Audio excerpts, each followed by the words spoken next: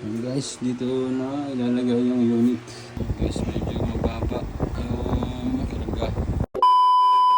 Install naman tayo sa Fatima 2. Ito yung kailangan namin nakarado. Sila na lang may ideya.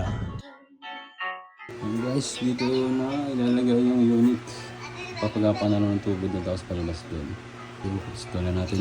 Magandang pa sa lahat. Ito nga po pala yung nuclear natin na nabili natin ng maraming previous. At ayan guys, naka-install na yung indoor unit niya. At syempre, sundan natin yung outdoor unit niya. At ayan guys, kung mapansin nyo, all goods na, di ba? Napakalinis tignan. Basta MSP talaga ang gumawa, walang imposible dyan. Ito nga po pala yung mga previous niya, yung drain line na yan, kung napapansin nyo. At yung pag-chipping na yan para malagay yung drain line, pati na rin yung mga breaker. At syempre, nagdas pa tayo ng 2K. Saan ka pa? Sigurado na madaman ng ating client ang Pasko. At ayan nga po guys, all goods na ang unit ng ating client. Lahat po ng mga aming ginawa dyan ay ang nag-decision is ang client natin, di ba? Napakalinis tignan. Kaya ikaw na pinantay mo, malapit ng Pasko, kung gusto mong dumamig ang iyong paramdam, message tayo sa amin para mabigyan din ng ng discount. At sunod po pa natin clients, kumpare natin. Guys, medyo mababa yung karga sa normal. Check natin naman pag nalinis. Medyo malinis pa. Yung indoor check natin mamaya. Dismantle pati ng bahay. Outdoor location.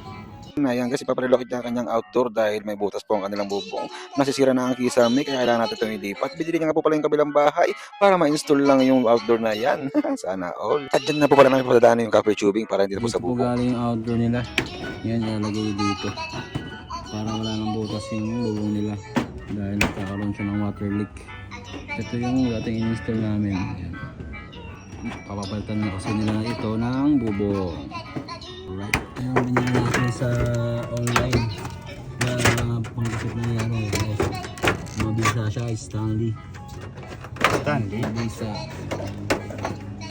At ayan ang sinasabi sa hula, mukhang nabiti pa ating copper tubing. Siyempre sa MSP, wala imposible, kaya dadagdagan na natin yan. Para masatisfied ang ating client, at dyan nga po pala nakalagay yung dating outdoor niya. At yan, nandyan na guys, binili lang yung bahay para paglagay ng outdoor. Sana all talaga. At ayan guys, sinigpitan na lang po yung mga paa niya para makabit na natin yung PTX at matesting na natin ito. Share ko lang po pala yung ginagamit ko palang impact wrench is Plyman. Halos 1.5 year na rin po natin ito ginagamit. At yung ginagamit ko pala dyan na bala is yung sakit na number 12 at combination na number 13 na may ratchet para mapabilis ang ating trabaho. At syempre, mabisa rin ito pang baklas ng gulong dahil heavy duty. Kaya ano pa natin nyo, bili Almost na. done.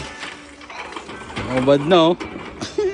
At ayan nga, habang naglalatag ng supply ang aking kasama, nilinis na natin ang kanilang unit para siguradong brand new pag ginamit nila. Kaya before and after na kagad natin yan para makita nyo na ang resulta. At ayan nga guys, so diba, quality linis na naman ang ginawa ng Xperia. Hindi pa masyadong madumi ang kanilang unit pero pinalinis na ito para isang gawa na lang. At ayan guys, working ang unit natin kumpare, August na August na. At ayan guys, so yung silver na napapansin nyo, hindi na naman nabalutan lahat dahil naubos na. Malaking bagay siya pag sa mga ceiling dahil napoprotektahan niya ang mga moist. Kaya kami mga gawain na nasa ceiling, dilagyan nyo na ng ganyan para tumagal ang kanyang buhay. Muli, maraming salamat sa kumpare natin na nagtiwala sa atin. Sa mga lahat sa sumusuporta dyan, God bless po sa inyo.